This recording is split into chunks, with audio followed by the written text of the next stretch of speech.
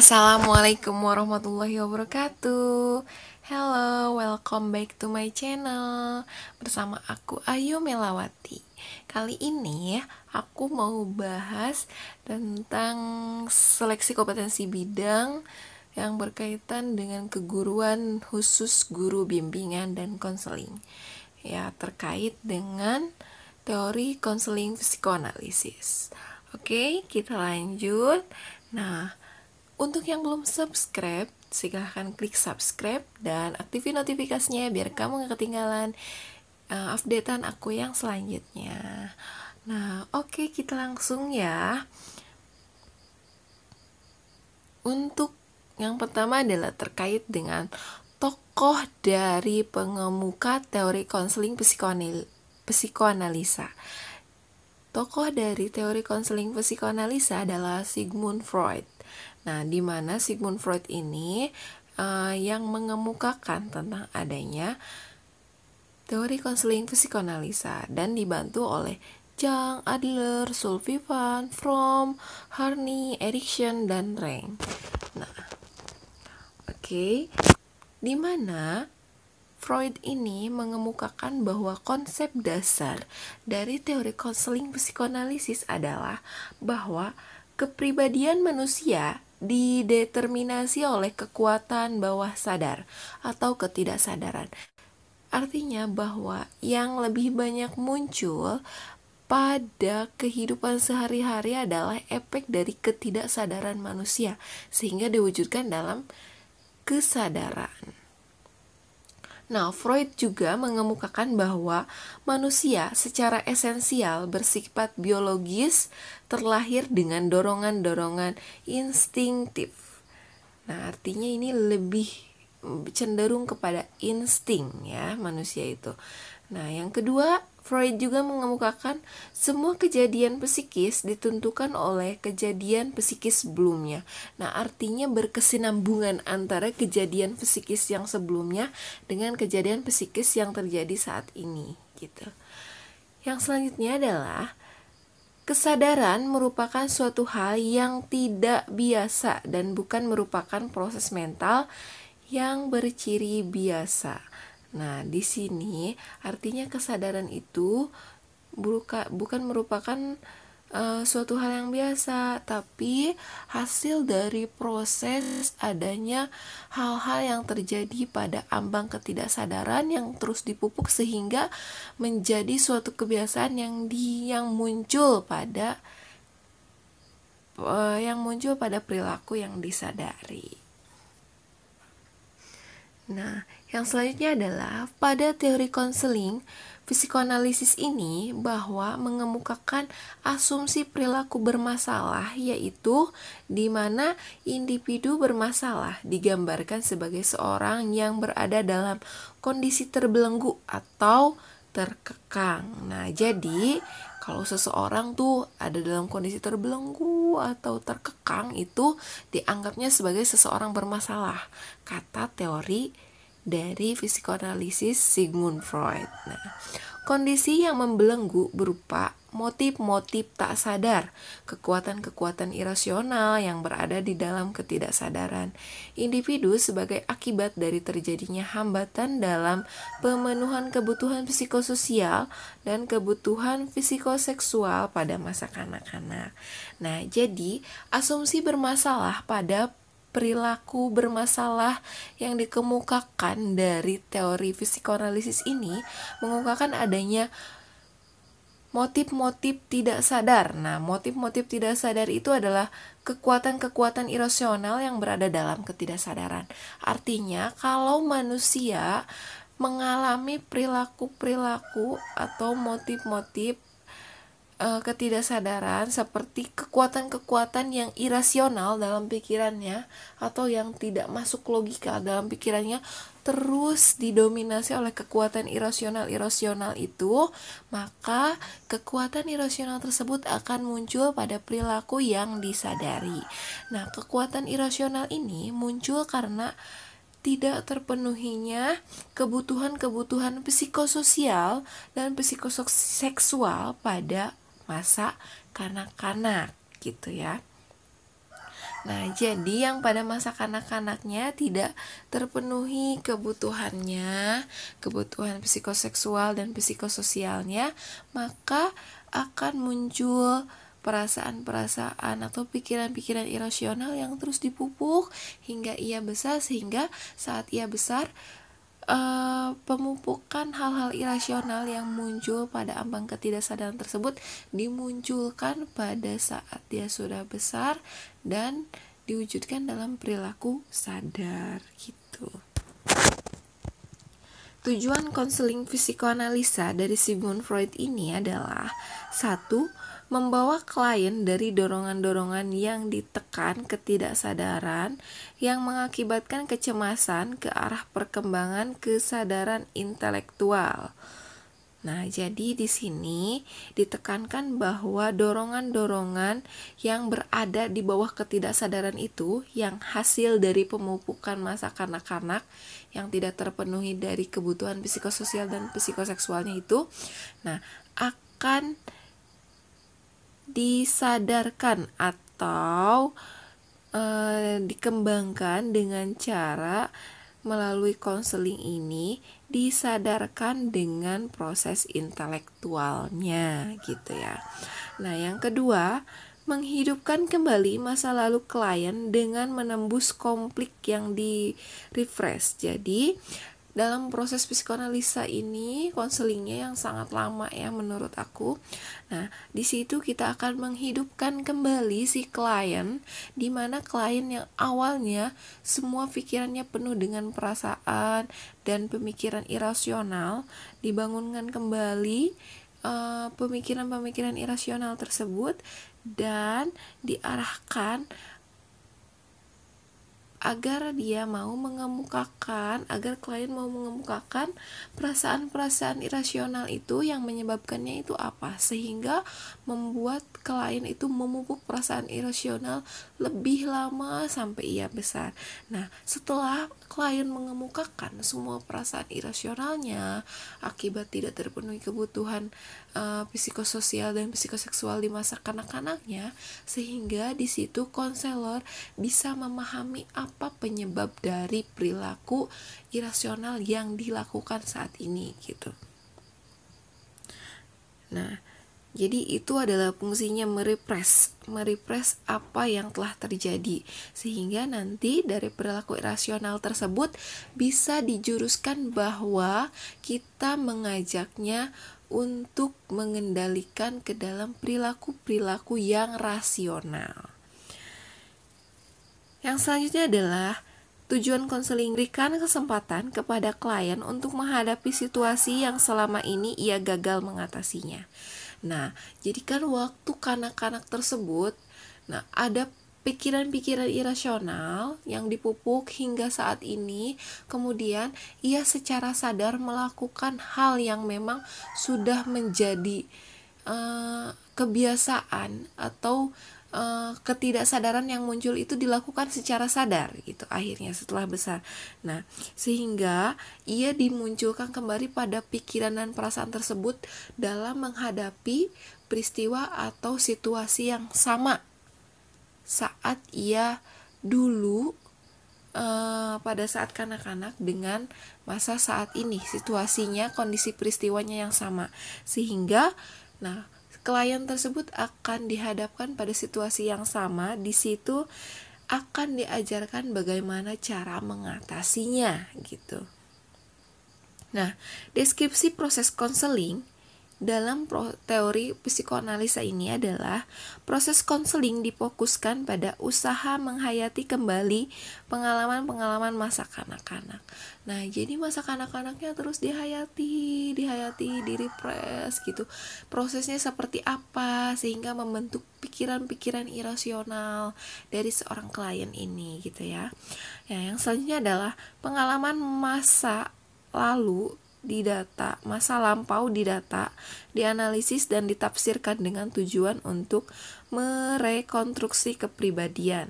Nah, jadi semuanya yang terjadi di masa lalu, di masa kanak-kanak oleh konselor itu dianalisis, ditafsirkan dengan tujuan merekonstruksi, artinya akan dibangun kepribadian yang baru agar tidak terpaku dengan ketidaksadarannya, agar tidak terpaku dengan pemikiran irasionalnya itu.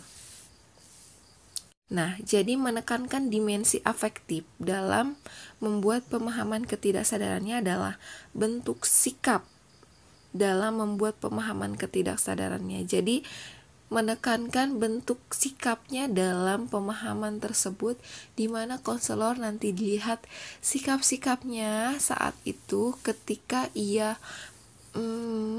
mengingat kembali masa kanak-kanaknya yang tidak terpenuhi kebutuhan psikoseksual dan psikososialnya. Yang selanjutnya adalah pemahaman intelektual itu penting, tetapi yang lebih penting mengasosiasikan antara perasaan dan ingatan dengan pemahaman diri. Ya. Yang selanjutnya adalah teknik konseling apa sih yang digunakan dalam teori psikoanalisa Sigmund Freud, yaitu yang pertama adalah teknik konseling psikoanalisis diarahkan untuk mengembangkan suasana bebas tekanan. Nah, jadi kan asumsi bermasalah dalam teori Sigmund Freud adalah seseorang yang merasa terbelenggu dan terkekang. Artinya dalam tekniknya ini berarti harus melepaskan terlebih dahulu dari rasa terbelenggu dan terkekangnya gitu. Nah, tekniknya adalah diarahkan untuk mengembangkan suasana bebas. Nah, jadi bebas ini adalah artinya konseli bisa mengemukakan semua rasa terkekangnya.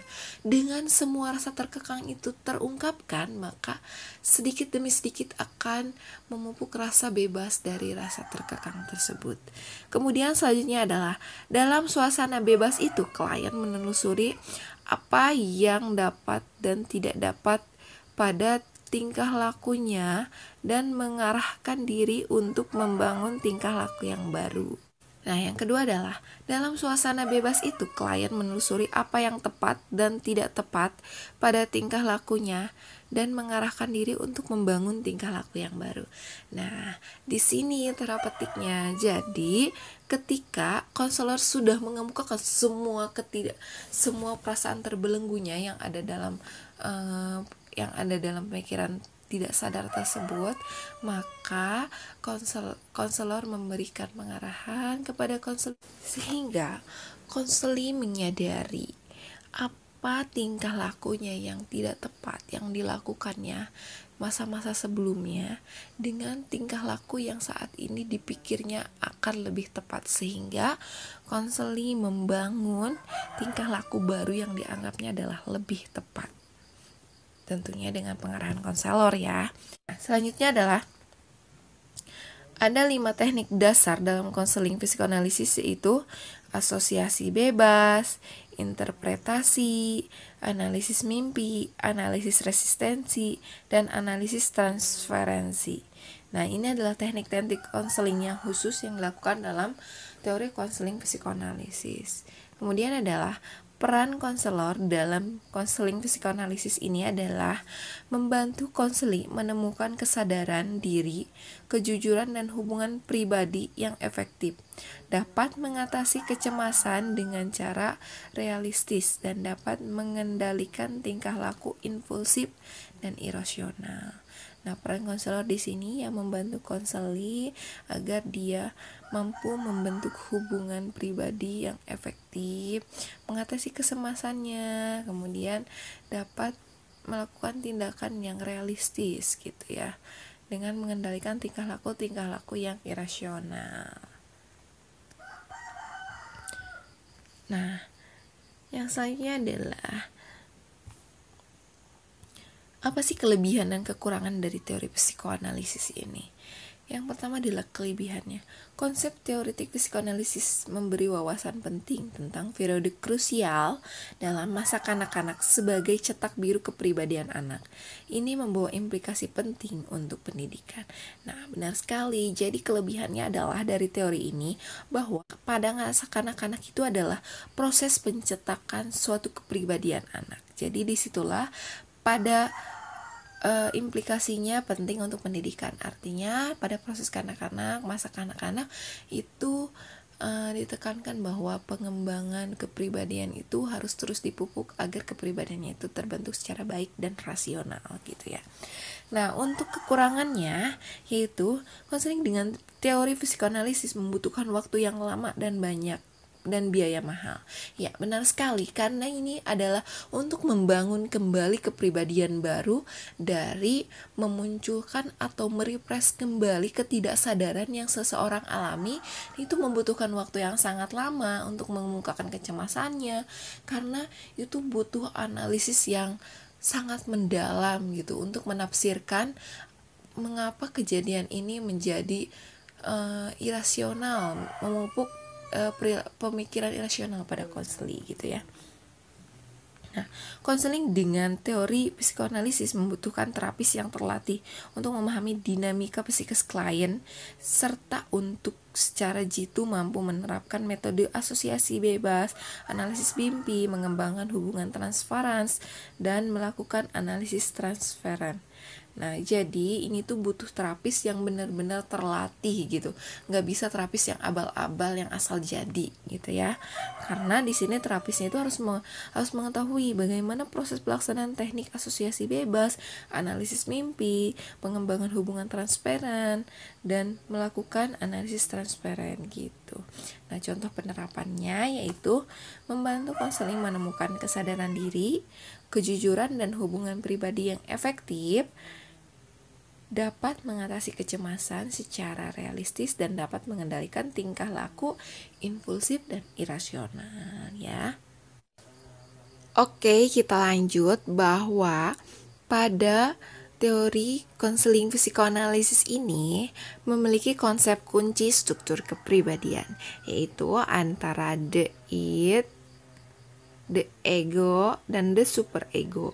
Nah, ini adalah 3 struktur kepribadian yang membentuk pada diri manusia, di mana id ini adalah merupakan kepribadian orisinal, artinya telah dimiliki oleh individu sejak lahir. Nah, lebih kepada prinsip kenikmatan, artinya apa yang diinginkan kalau id ini. Nah, id ini bekerja di dalam pleasure principle. Nah, yang selanjutnya adalah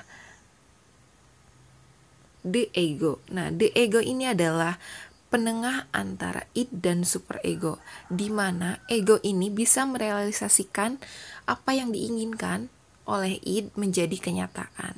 Nah, the ego ini bekerja dalam proses realita gitu ya, dalam merealisasikan gitu, bekerja secara realistik dan berpikir logis gitu ya. Nah, selanjutnya adalah the superego. Nah, the superego ini terlalu terpaku kepada idealis, sesuai dengan nilai tata norma gitu, agar dianggap ideal oleh seseorang. Nah, jadi kalau seseorang terlalu patuh kepada superego, maka dia id-nya itu akan menjadi tidak terpenuhi gitu. Nah, oleh karena itu adanya ego itu menengahi di antara keduanya. Jadi ego itu dapat merealisasikan apa yang diinginkan sesuai dengan superego atau sesuai dengan tata nilai atau keidealan gitu ya. Nah, jadi ketiga unsur kepribadian ini yang membentuk kepribadian seseorang sangat diperlukan gitu. Nah, the superego ini bekerja di dalam prinsip kesadaran ya. Nah, jadi ketidaksadaran itu karena keinginan aja, itu adanya id. Kalau ego itu adanya kesadaran karena terjadi proses kesadaran karena adanya perealisasian apa yang diinginkan gitu. Nah, juga harus diimbangi dengan superego. Jadi apa yang direalisasikan itu tidak melanggar norma-norma atau aturan-aturan gitu ya. Oke, kita lanjut ke teknik-teknik terapeutik dalam proses konseling psikoanalisa. Yang pertama adalah asosiasi bebas. Asosiasi bebas ini adalah teknik utama dalam proses psikoanalisis gitu ya, konseling psikoanalisis. Nah, di sini konseli hendak yang hendak dicapai adalah membuka pintu-pintu untuk mengungkapkan keinginan yang tidak tersampaikan. Misalnya fantasi-fantasi yang tidak tersampaikan, konflik, dan motivasi-motivasi untuk mengungkap pengalaman-pengalaman di masa lalu. Untuk melepaskan perasaan-perasaan yang selama ini mengalami pemblokiran. Nah, jadi perasaan-perasaan yang diblokir, yang ditutup, tapi tetap ada di ambang bawah sadar kita ini di sini mencoba dipanggil kembali dan dibuka pintu-pintunya untuk diungkapkan kembali secara bebas gitu ya. Nah, kemudian diinterpretasi. Nah, sasaran dari penerapan teknik interpretasi adalah membuat the ego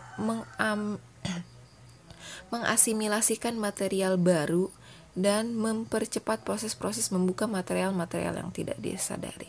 Artinya, interpretasi ini adalah hal-hal yang tidak disadari itu yang merupakan pikiran irasional tersebut diasimilasi oleh ego sehingga membuka material-material yang tidak disadari itu menjadi disadari gitu ya.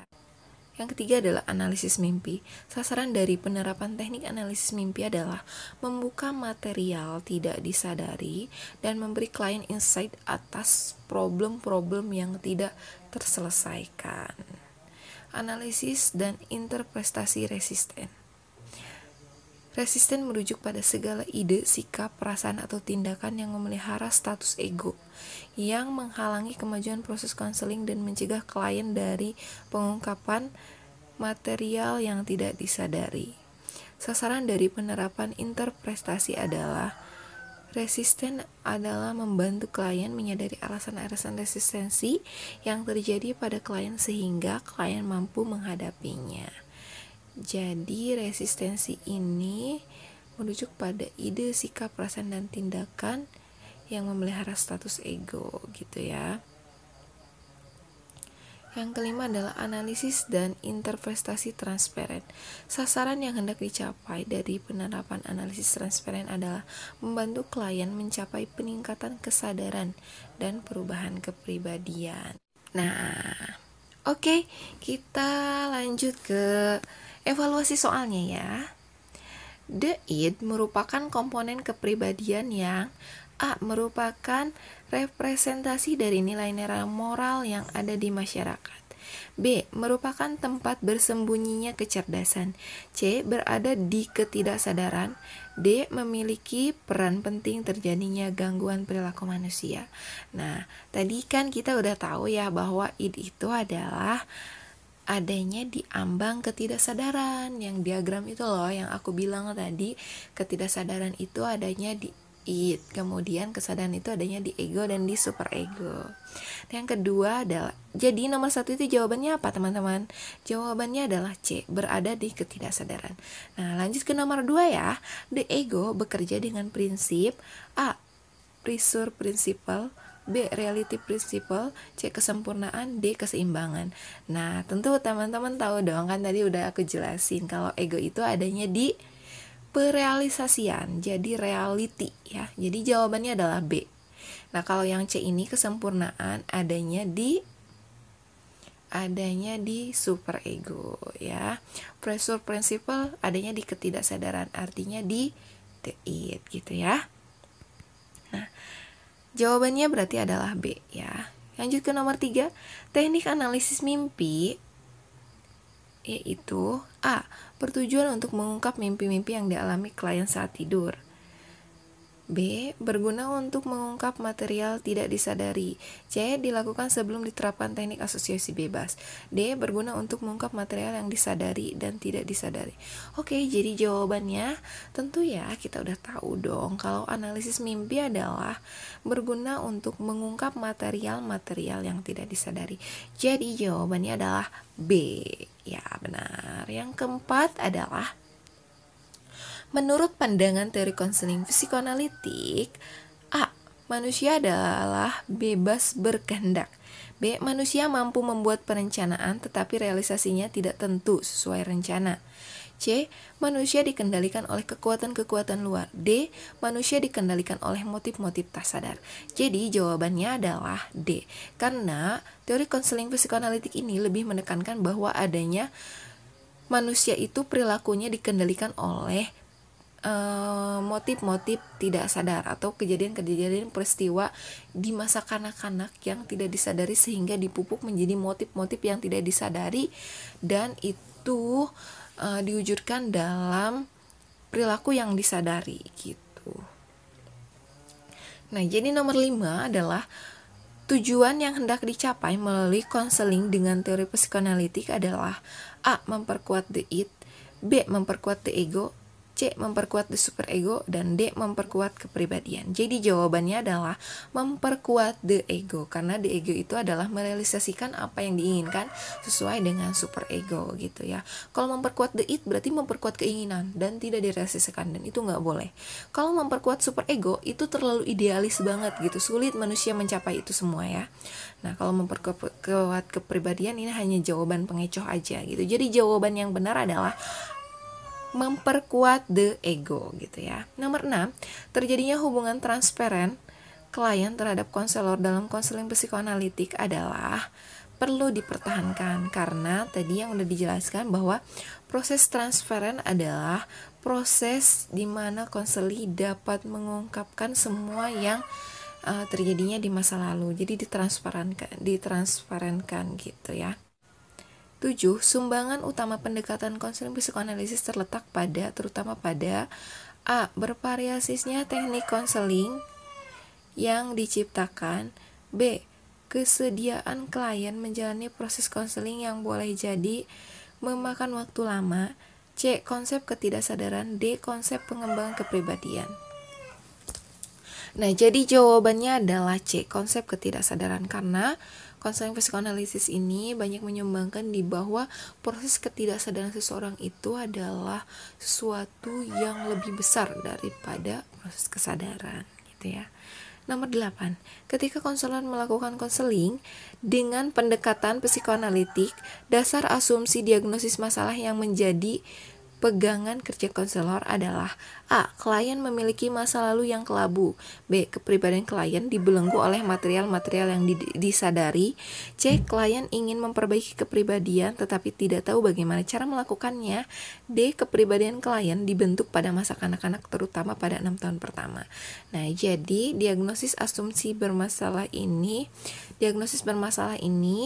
yang menjadi pandangan kerja konselor adalah terdapat pada kepribadian klien dibelenggu oleh material-material yang tidak disadari gitu ya. Nah, iya, jadi diagnosisnya itu terletak pada kepribadian klien dibelenggu oleh material-material yang tidak disadari. Jadi jawabannya adalah B. Keterbatasan nomor 9. Keterbatasan konseling psikoanalitik yang paling menonjol adalah A. Membutuhkan waktu lama, B. Melibatkan konsep yang abstrak, C. Membutuhkan konselor yang terlatih, D. Kebenaran teori tidak teruji secara empiris. Nah, jadi jawabannya adalah A. Membutuhkan waktu yang lama. Nah, karena ini adalah kekurangan yang paling utama dari teori psikoanalisis gitu ya. Lanjut, nomor 10. Menurut teori psikoanalitis, komponen kepribadian the ego adalah A. Merupakan fungsi eksekutif dari kepribadian, B. Bertugas menjadi polisi lalu lintas bagi the superego, C. Tidak pernah menjadi sumber masalah individu, D. Menjadi sandaran solusi bagi masalah klien. Jadi jawabannya adalah A. Merupakan fungsi eksekutif dari kepribadian, karena the ego ini adalah aspek kepribadian yang bisa merealisasikan, jadi adalah fungsinya eksekutif gitu ya.